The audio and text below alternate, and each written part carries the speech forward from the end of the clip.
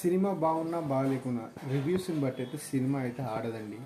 Cinema అనేది సినిమాలో దమ్ముంటే ఎవరు చెప్పినా రిలీజ్ చేస్తారు. నేను ఎందుకు మాట్లాడుతున్నానంటే పూల చుక్క కానీ, రాగిడి కానీ, రావణ్ ఫర్ యూ కానీ వీళ్ళు ఎవరైతే యూట్యూబర్స్ ఉన్నారో సినిమా బాగున్నా బాగాలేకున్నా ఒకవేళ వాళ్ళ ఒపీనియన్ ఎలా ఉంటుందంటే బాగా లేకుంటే ఇక రాడ్ రంబోలో అన్నట్టు.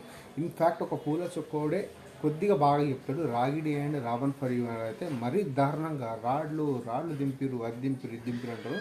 సో ఏంటంటే ఇప్పుడు మోటో స్టార్ట్ అయిపోయింది ఇన్స్టాగ్రామ్లో కానీ యూట్యూబ్లో కానీ. భరత్ అనే ఒక అన్న రివెంజ్ ఫైట్గా స్టార్ట్ చేసిండు. నిజంగా చెప్తున్నా, ఒక మూవీ లవర్కి చాలా తెలుసు. ఒక సీన్ రాయాలన్నా, ఒక సీన్ డెవలప్ చేయాలన్నా గుద్ద తెంగించుకుంటారు 6 నెలలు 7 నెలలు ప్రొడ్యూసర్ల చుట్టూ తిరిగి. కానీ వీళ్ళు చూసేది ఇది చూసిందో ఏందో ఎట్లా చెప్తారంటే దారుణంగా చెప్తారు. సో ఏంటంటే చిన్న సినిమాలకు కూడా ఇలానే ఇప్పుడు వీళ్ళు ఎలా అయితే యూట్యూబ్లో రివ్యూస్ని పాజిటివ్గా ఎలా చెప్తున్నారో చిన్న సినిమాలను కూడా బతికించండి. చిన్న సినిమాలు కూడా పెద్ద రేంజ్ ఆడే సినిమాలు ఉంటాయి. వాళ్ళకు థియేటర్లు దొరకక బాధపడతారు. సినిమా బాగున్నా ప్రమోషన్ లేక బాధపడతారు.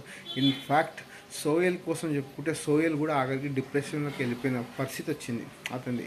సినిమా బాగలేదు కానీ ఈ యూట్యూబర్ చేసే తప్పు వల్ల సినిమా బొంగులో ఉడిచిపోయింది. సో ఏంటంటే చిన్న సినిమాలో కూడా ఫైట్ చేయండి. జై హింద్.